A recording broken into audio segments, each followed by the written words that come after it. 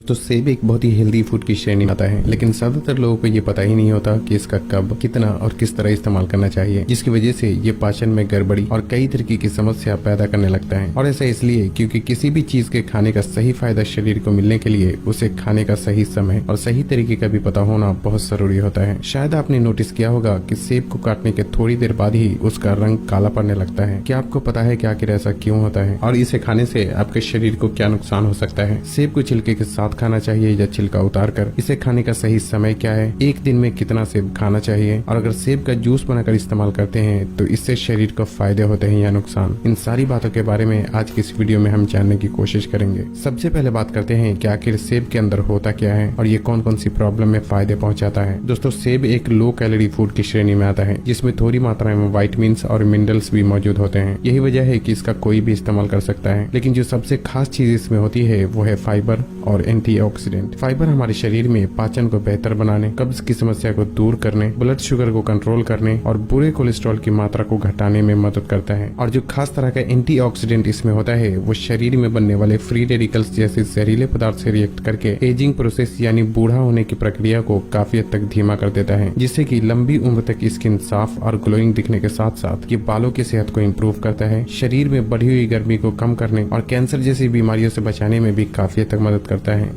अब बात आती है कि एक दिन में कितना सेब खाना चाहिए। दोस्तों, वैसे तो किसी भी व्यक्ति के लिए एक दिन में एक सेब खाना भी काफी हो जाता है, लेकिन अगर कोई व्यक्ति एक से ज्यादा भी खाना चाहे तो इसमें कोई प्रॉब्लम नहीं है। साथ ही सेब को काटने के बाद उसे जितनी जल्दी हो सके खा लेना चाहिए, क्योंकि कटे हुए सेब में मौजूद जो पॉलीफेनॉल नाम का एंजाइम होता है वो ऑक्सीजन से रिएक्ट करके थोड़ी देर बाद ही नष्ट होने लगता है। और यही वजह है कि सेब को काटने के थोड़ी देर बाद ही उसका रंग डार्क ब्राउन में तब्दील होने लगता है। हालांकि काटे हुए सेब का बाद में भी इस्तेमाल कर सकते हैं, लेकिन ऐसे में ब्राउन हो चुके हिस्से को काट कर अलग कर देना चाहिए और बाकी के हिस्से का सेवन करना चाहिए। और उससे भी बेहतर यह है कि सेब को काटने के तुरंत बाद ही खाया जाए। सेब कब खाना चाहिए, यानी इसे खाने का सही समय क्या है? दोस्तों, सेब खाने का सही फायदा शरीर को मिलने के लिए इसका हमेशा ही सुबह खाली पेट इस्तेमाल करना चाहिए, क्योंकि इस समय खाई गई चीजों का हमारे शरीर पर सबसे ज्यादा असर होता है। हालांकि दिन के समय भूख लगने पर स्नैक्स के रूप में भी इसका इस्तेमाल किया जा सकता है, लेकिन आपके दूसरे खाने और सेब खाने के बीच कम से कम 2 से ढाई घंटे का गैप जरूर होना चाहिए। सेब कब नहीं खाना चाहिए? दोस्तों, खाना खाने के तुरंत बाद और रात के समय सेब या फिर किसी भी फल का इस्तेमाल नहीं करना चाहिए, क्योंकि ऐसा करने से ये पाचन में गड़बड़ी पैदा करने लगता है।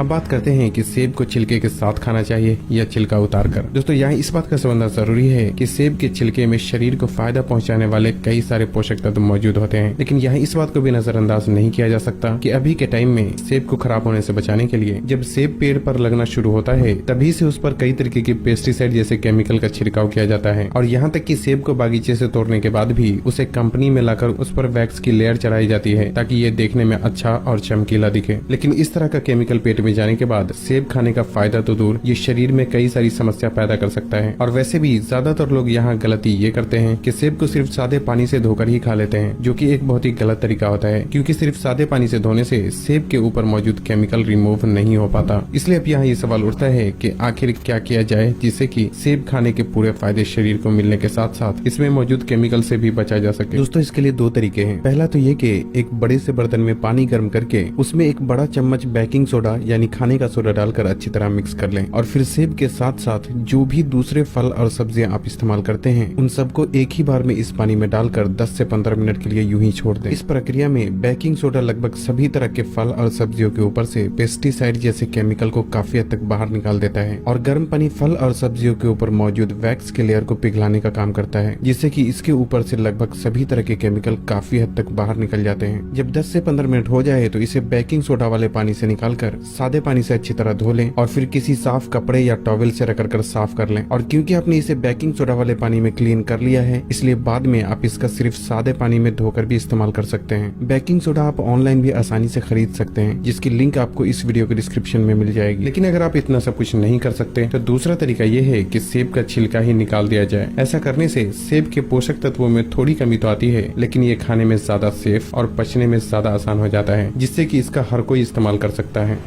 अब बात करते हैं कि अगर सेब का जूस बनाकर इस्तेमाल किया जाए तो उससे शरीर को फायदे होते हैं या नुकसान। दोस्तों, सेब खाने का सबसे ज्यादा फायदा तब मिलता है जब इसे डायरेक्ट खाया जाए, क्योंकि सेब का इस तरह इस्तेमाल करने से उसमें मौजूद सभी तरह के पोषक तत्व बरकरार रहते हैं, जो कि शरीर में जाकर काफी हद तक फायदे पहुंचाता है। लेकिन इसका जूस या शेक बनाकर भी इस्तेमाल किया जा सकता है। हालांकि जूस बनाने के लिए जूसर में तेज रफ्तार में पीसने की वजह से ये गर्म हो जाता है, जिससे कि इसमें मौजूद एंजाइम, थोड़े विटामिन और मिनरल्स भी नष्ट हो जाते हैं। लेकिन फिर भी काफी हद तक पोषक तत्व इसमें बरकरार रहते हैं, जो कि शरीर को फायदा पहुंचाता है। लेकिन सेब का जूस शरीर को नुकसान तब पहुंचाता है जब इसे जूस बनाने के बाद छान दिया जाता है, क्योंकि जूस को छानने से इसमें मौजूद फाइबर पूरी तरीके से बाहर निकल जाता है, जिससे कि ये एक हाई ग्लाइसेमिक फूड में बदल जाता है। और तब ये जूस शरीर में जाने के बाद ब्लड शुगर को इंक्रीज कर देता है, जिससे कि ये शरीर को फायदा पहुंचाने के बजाय कई तरीके से नुकसान पहुंचाता है। इसलिए सेब को या तो डायरेक्ट खाना चाहिए, या अगर जूस बनाकर पीते भी हैं तो उसे छानना बिल्कुल भी नहीं चाहिए। साथ ही अगर आप सेब और दूध को आपस में मिक्स करके शेक बनाकर पीते हैं तो आप इसका इस तरह भी इस्तेमाल कर सकते हैं। लेकिन याद रखें कि ऐसा करने से ये पचने में थोड़ा भारी हो जाता है, जो कि हर किसी को आसानी से डाइजेस्ट नहीं होता। इसलिए आपको इसमें दूध मिलाना चाहिए या नहीं, ये आपके पाचन शक्ति पर डिपेंड करता है। अगली वीडियो आप लोगों को किस टॉपिक पे चाहिए वो हमें कमेंट करके जरूर बताएं। और तब तक के लिए अपना ख्याल रखें।